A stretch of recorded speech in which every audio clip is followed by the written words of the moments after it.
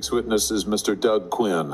Mr. Quinn is the executive director of the American Policyholder Association, which is a nonprofit that tracks and reports fraud committed by insurers against their policyholders. Mr. Quinn, it's good to have you. The floor is yours.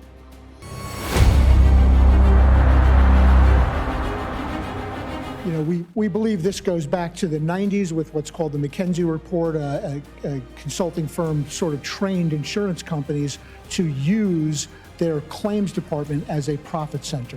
And they actually trained their staff to come in and short people on claims.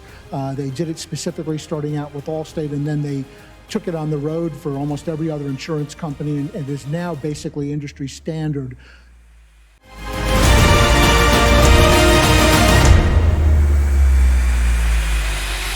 For example, the adjuster stated that he would include money only for one half of the collapsed roof because he was not convinced that all of it needed repairs. I assure you that the entire structure did need repairs after the impact of the 70-foot tree.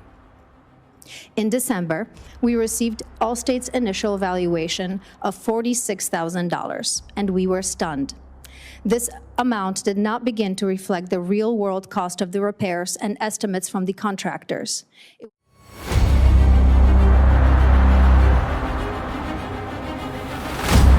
submitted your report to Allstate recommending several $100,000 worth of payments to Ms. Miguel and her husband. What happened then? My estimate was rejected, and I was advised to alter it to a lower figure. So you...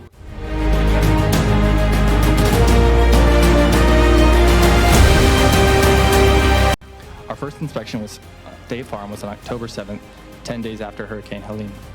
The inspection seemed to go well enough. While on site, I spoke to the inspector about the ample additional living expense coverage included in our policy. You can imagine my dismay when I received a voicemail the next day walking back the information he shared, instead stating that our home was being considered habitable by State Farm.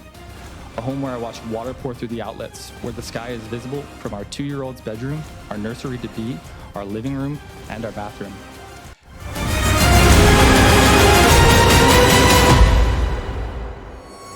Mr. Schroeder, have you ever been told to change estimates to reduce payouts?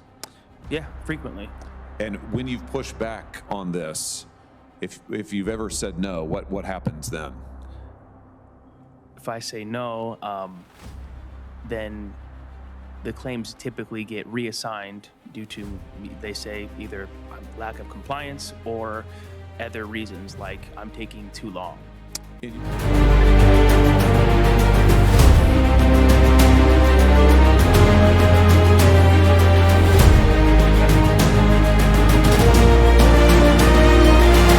Seen it from the 90s through the 2000s, and then we had today 2 additional witnesses here under oath, and we have multiple whistleblowers and written testimony who say it's exactly the same thing.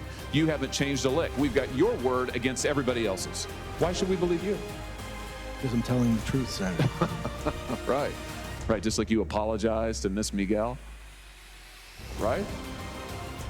I mean, it's really extraordinary. You're asking us to look at all the evidence and don't believe our lying eyes, right? I mean, just ignore the fact that your company has over and over and over again been sanctioned, lost lawsuits, paid out multi-million-dollar verdicts, all for this exact same thing: falsifying reports, interfering with adjusters' reports, hiring firms to send in false estimates, all to pad your profits.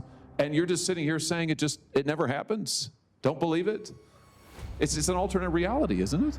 I don't believe so.